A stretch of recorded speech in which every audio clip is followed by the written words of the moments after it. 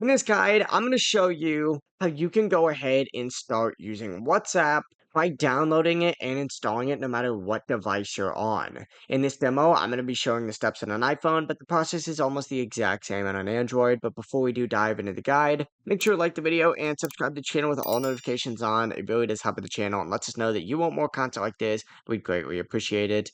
But begin by getting on your device and actually opening up the App Store or Google Play Store if you are on an Android and going to the search button up at the very top and typing in WhatsApp. From here, go ahead and hit search, and the very first option is going to be WhatsApp Messenger. Go ahead and select that, and from here, download it. You may have to confirm that download with a Face ID, Touch ID, or even your Apple ID password, but once the installation does finish, go ahead and open it up to launch WhatsApp and you're ready to start setting up your account.